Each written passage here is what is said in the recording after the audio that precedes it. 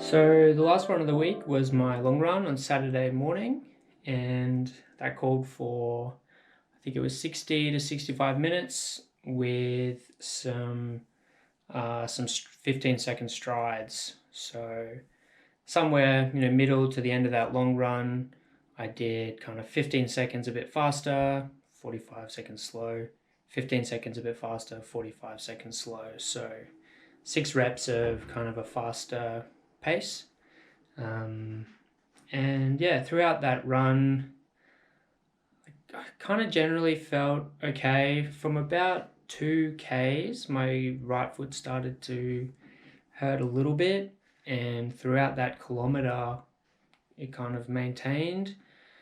And at that point I was kind of thinking, okay, do I stop or do I keep going? These are the points that I usually make the wrong decision and go and do too much. The pain kind of started going away, so I felt that was a good sign. And kind of throughout the run and by the end, my feet were feeling okay. They were fatigued, but generally okay. My fitness and strength generally felt really good otherwise throughout the run. Where I kind of then later thought I did too much, I went walking around the city for a couple of hours on Saturday and Sunday. My feet really started to give me a lot of discomfort and some pain, and I was standing and walking for a couple of hours, and I probably wasn't in the best shoes. So that definitely contributed. You know, I would like to be in a position where I can run and do stuff in my life as well at this without feeling discomfort, but I think I just have to kind of pick my battles, and if I have gone on a long run that day, make sure I'm resting my feet, especially when I'm still building the strength and trying to condition my feet to get a bit stronger. So it was a bit worrying. Now when I record this, a day or two later, it's my feet are feeling fine. So we'll see how next week goes in terms of running, but I think they're okay. So yeah, that was a bit worrying, but that's the kind of thing you deal with as a runner, where we're kind of threading the needle. We're trying to improve performance and get fitter, while just juggling any little niggles and general muscle soreness. So looking forward to next week and seeing what that brings, but definitely need to keep this under control and just take some extra care with it.